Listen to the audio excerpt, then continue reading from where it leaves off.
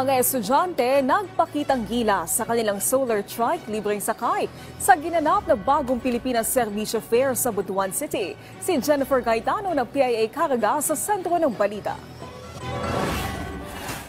Habang abala ang iba't ibang ahensya ng pamahalaan sa pagbigay ng iba't ibang serbisyo publiko sa katatapos lamang na bagong Pilipinas Servisyo Fair sa Butuan City, nagpakitang gilas rin ang mga estudyante ng Agusan del Sur School of the Arts and Trades o ASAT sa kanilang solar trike libreng sakay. Ang estudyanteng sina Rian John at Ryan ng pawang third-year students at scholars ng TESDA sa ilalim ng Diploma in Electrical Engineering Technology Program ang nag-drive ng solar trike na malaking tulong sa mga benepisyaryo ng AX, Tupad at iba pa. Anila mas nakakatipid sila sa solar kaysa sa e-trike at iwas polusyon din ito. May panawagan din sila sa kapwa nila estudyante. Explore lang ninyo ang kuan sa inyong imahinasyon para maka-create mo mga kanang amazing, unexpected na mga kuan, innovation ug kanang makatabang sa kuan sa atong community. Makalis og pollution ma'am sa kuan ma'am.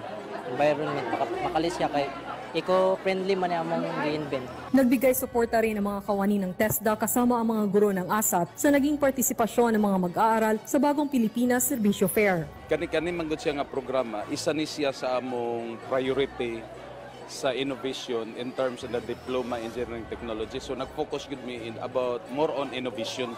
Ang atoang services diri sa atoang BPSF nag-showcase lang na sa atong mga offering program sa atong 5 ka probinsya. Amo lang gidala dinhi ang serbisyo para ma-disseminate. Jennifer Peña Gaetano ng Philippine Information Agency Caraga para sa Pambansang TV sa Bagong Pilipinas.